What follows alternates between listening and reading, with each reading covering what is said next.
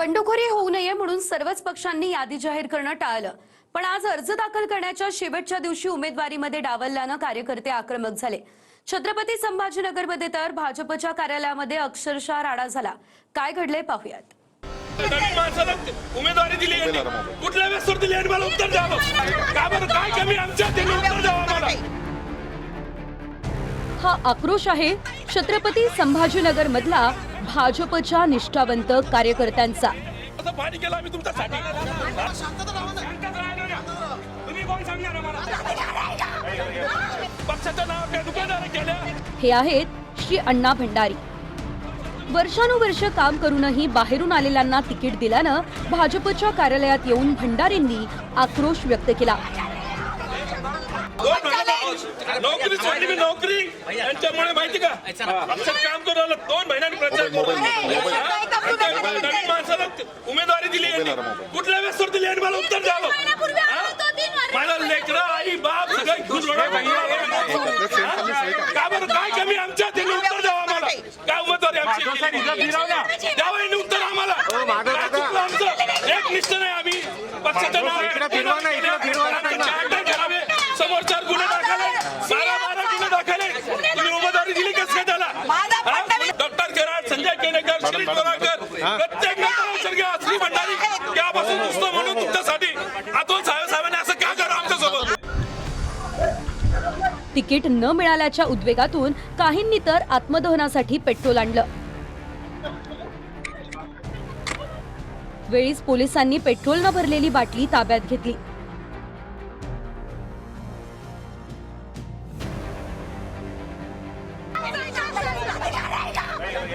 सुवर्ण बताडे यांना प्रभाग क्रमांक 22 मधून उमेदवारी हवी होती। त्यांच्यासोबत आलेल्या राम बताडे यांनी जॅकेटमध्ये लपवून ही पेट्रोलची बाटली आणली, पण पोलिसांनी पेट्रोलची बाटली दिसताच हिसकावून घेतली।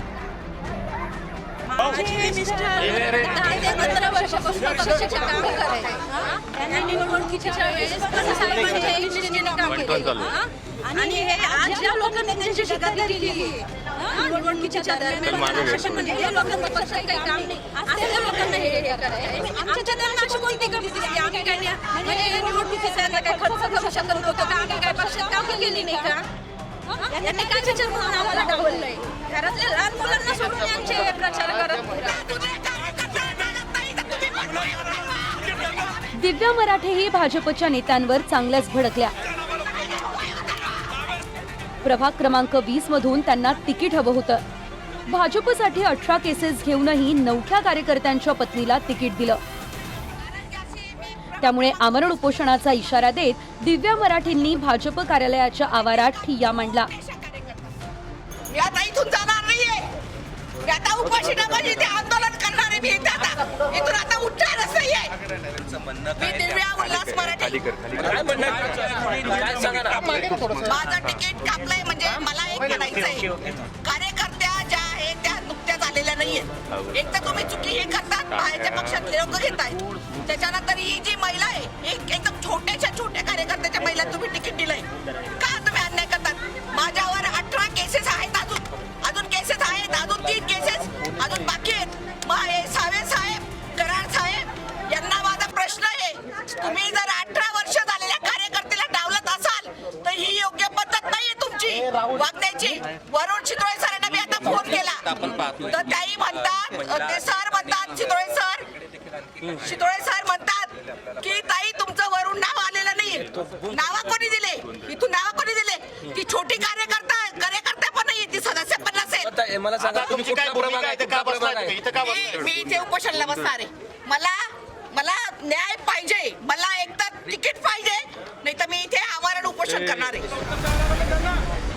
तर काही कार्यकर्त्यांनी अतुल सावे आणि कराडांच्या केबिनचा दरवाजा तोडून आत शिरण्याचाही प्रयत्न केला। त्यामुळे पोलिसांसोबत इच्छुकांची हमरीतुमरी झाली।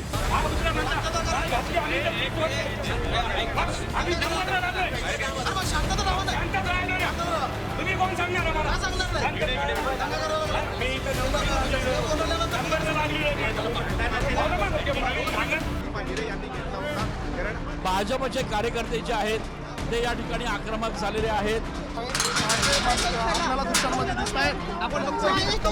इकडे नाशिकमध्ये भाजपच्या पदाधिकाऱ्यांकडून फार्म हाऊसवर एबी फॉर्मचं वाटप सुरू असल्याचं कळताच कार्यकर्ते फार्म हाऊसवर धडकले.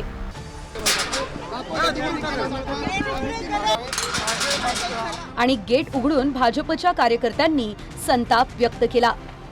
भाजप कार्यकर्ते जे आहेत ते आक्रमक झालेले आहेत आणि त्यांनी गेट जो आहे तो या ठिकाणी तोडलेला आहे. गेट तोडून हे कार्यकर्ते जे आहेत ते आतमध्ये घुसल्याचं आपल्याला या ठिकाणी बघायला मिळत आहे आणि त्याच्यामुळे भाजपचे कार्यकर्ते जे आहेत ते आता आतमध्ये घुसलेले आहेत. आतमध्ये जे पदाधिकारी आहेत त्यांना घेरण्याचा कुठेतरी भाजप कार्यकर्त्यांकडून प्रयत्न सुरू आहे. 20-20 वर्ष काम करून निष्ठावंतांना तिकीट दिलं जात नसून 2 कोटी रुपये घेऊन तिकीट वाटपाचा आरोप भाजपच्या पदाधिकाऱ्यांनी केलाय.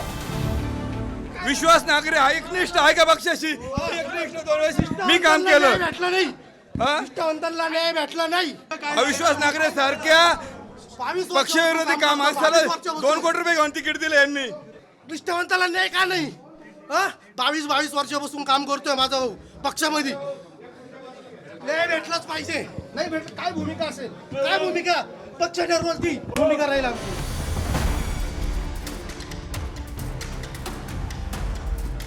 एवढंच नाही तर भाजपच्या एबी फॉर्म वाटपाचा थरार रस्त्यावर दिसलाय.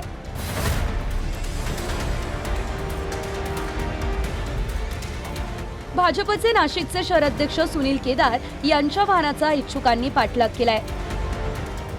पंचवटी आणि नवीन सिडको परिसरात जवळपास 1 तास एबी फॉर्मचा पाठलाग करण्याचा थरार रंगला. नाही, असं कुठेही झालेलं अजून तर कुठे आमच्या कानावर टाकलेलं नाही, पण असं असेल तर निश्चित त्याची सुद्धा चौकशी केली जाईल. मला वाटतं 1 कोटी असो का 1 लाख असो का 5 लाख असो, कोणाकडे असं झालं असेल तर त्यांनी निश्चित आमच्याकडे तक्रार करावी. मी सुद्धा आम्ही ज्याला तिकीट मिळेल त्यांना विचारणार आहोत की बाबा तुम्ही काय आर्थिक व्यवहार केले का, तुम्हाला कोणी पैसे मागितले का, हे आम्ही त्या ठिकाणी करणार आहोत. आणि अगदी सखोल चौकशी याविषयी झालीच पाहिजे. नाही तर विनाकारण असे आरोप करणं, मला वाटतं हवेत काहीतरी बोलणं हे चुकीचं आहे.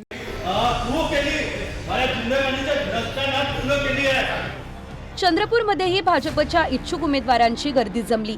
यावेळी नाराज कार्यकर्त्यानं संताप व्यक्त केला.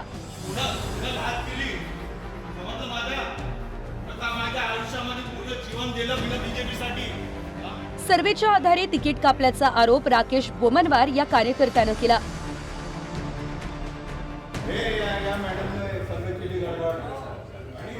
तू केली माझ्या जिंदगानीच्या नसताना पूर्ण केली आहे. तेव्हा ते एवढं वर्ष दिलं पण मला म्हणू शकत नाही कोणी. तू करताय माझा सगळा भाग. आजपर्यंत मला असं माझ्या आयुष्यामध्ये पूर्ण जीवन दिलं मी बीजेपीसाठी. लहानपणापासून बंडखोरी होऊ नये म्हणून यावेळी उमेदवारांच्या याद्या जाहीर न करता शेवटच्या क्षणापर्यंत तिकीट वाटपाची कल्पनाच कुणाला देऊ दिली नाही. त्यामुळे ऐनवेळी पत्ता कट झाल्याचं कळताच इच्छुक उमेदवारांचा ठिकठिकाणी आक्रोश पाहायला मिळाला.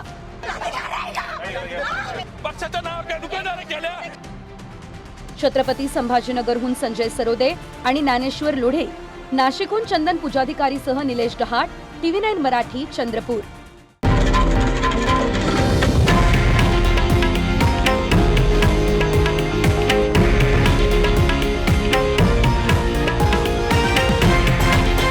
हे आहे देशातील नंबर 1 न्यूज नेटवर्क आणि आपण पाहत आहात TV9 मराठी, एकमेव.